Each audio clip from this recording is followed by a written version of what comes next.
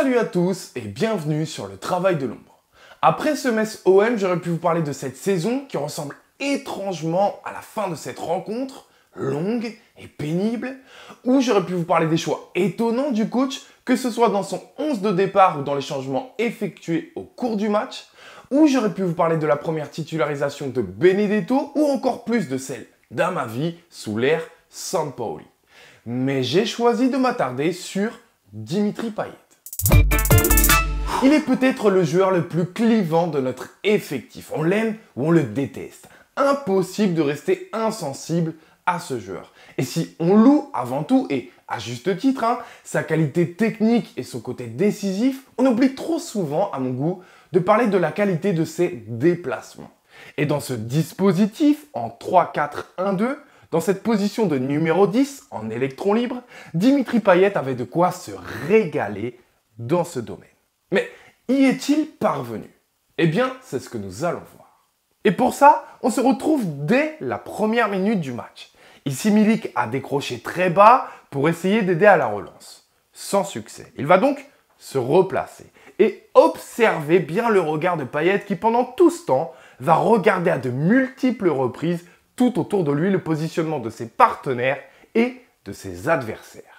Et juste ici, à ce moment-là, lorsqu'il voit que Caleta-Car ne va pas basculer le jeu de l'autre côté, mais insister sur notre flanc droit, il prend cette décision rapide de se montrer disponible dans cet espace libre. Premier constat, sa lecture du jeu et sa prise de décision rapide lui permettent d'avoir un temps d'avance sur tout le monde et donc d'être libre de tout marquage au moment où l'Irola reçoit le ballon.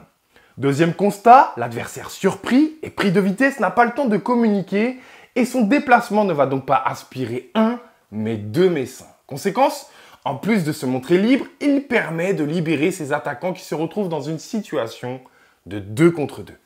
Malheureusement, l'Irola ratera sa remise en une touche de balle, mais on perçoit déjà dès la première minute la qualité et l'intelligence des déplacements de notre numéro 10.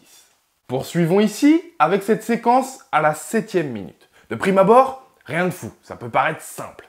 Mais ce que j'aime ici, et ce que je veux souligner, c'est le timing du déplacement. Ici, à peine la passe effectuée d'Alvaro vers Caleta-Car, on peut imaginer Payet décrocher de suite. Mais non, il va prendre le temps de faire reculer cette ligne défensive, d'observer les déplacements de ses attaquants, et notamment celui de Milik qui va à son tour appuyer dans ce sens.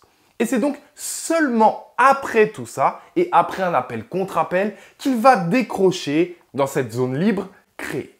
La suite, elle sera tout aussi intelligente avec cette remise en une touche sur Camara pour un joueur face au jeu qui pourra profiter de tout ce travail de création d'espace qui a été effectué en amont.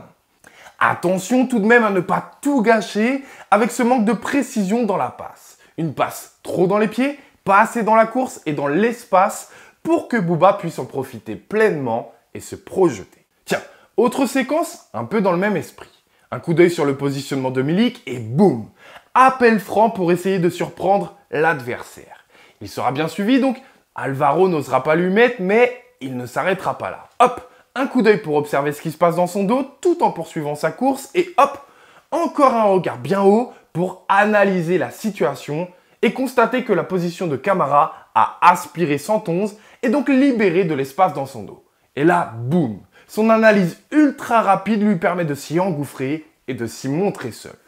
Là encore, attention. Si le choix de passe de Milik est très juste, la précision, elle, l'est malheureusement beaucoup moins.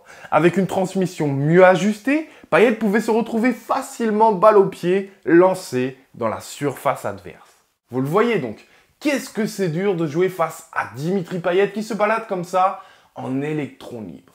Regardez ici. Au départ, il est sur ce flanc gauche et il est pris au marquage. Mais le décrochage simultané de Camara et de Gueye va, en plus d'attirer leurs adversaires respectifs et de libérer de l'espace dans leur dos, aspirer le Messin au marquage de Payet. Une erreur très rapidement analysée par Dimitri qui ne se fera pas prier pour partir dans son dos dans l'espace libre. Certes, pas de ligne de passe possible donc il ne recevra pas le ballon. Mais ce déplacement va forcer, comme vous le voyez, Boulaya à le suivre. Et a donc complètement désorganisé l'adversaire. Benedetto le constate et à son tour décroche dans cet espace libéré par Dimitri. Un déplacement qui contraint Boulaya à lâcher notre numéro 10 pour l'Argentin et à le confier à ce coéquipier. Sauf qu'au même moment, Payet décroche dans cet espace, ce qui lui permet de conserver cette distance de marquage trop grande et de recevoir le ballon. Alors, Boulaya, le voyant encore trop libre, va lui aussi décider de sortir sur Payet. Attendez, vous arrivez à me suivre quand même là, c'est pas trop compliqué? Bon, si c'est le cas, retenez juste une chose. Payet a foutu un sacré bordel chez l'adversaire, au point d'inspirer encore une fois 2 joueurs sur lui. Point négatif, malheureusement pour la énième fois, la qualité de la passe pour conclure cette séquence ne nous permettra pas de profiter de tout ce bon travail. Et les séquences comme celle-ci, pleines d'intelligence dans les déplacements, ont été très nombreuses. Mais le problème, c'est qu'elles ont également toutes un point commun. Dans le dernier geste, on a manqué de précision, de justesse technique. Et on le sait, lorsque la frustration monte comme ça dans une rencontre chez Dimitri Payet, il est capable de tout envoyer en l'air et de tout gâcher. On pense bien évidemment à la main qui offre le pénalty au Messin, mais je pense encore plus au carton rouge qu'il frôle avec son comportement ici envers l'arbitre. Et vous alors, qu'avez-vous pensé du match de Dimitri Payet? Êtes-vous resté sur ces dernières images de la saison et tout ce négatif, ou avez-vous remarqué comme moi le positif en amont? Et est-ce que vous vous accrochez à cela pour entretenir l'espoir d'une belle saison l'année prochaine? Voilà, je vous dis à très vite sur le travail de l'ombre dès la saison prochaine, ou qui sait peut-être avant. Et bien sûr, allez l'OM!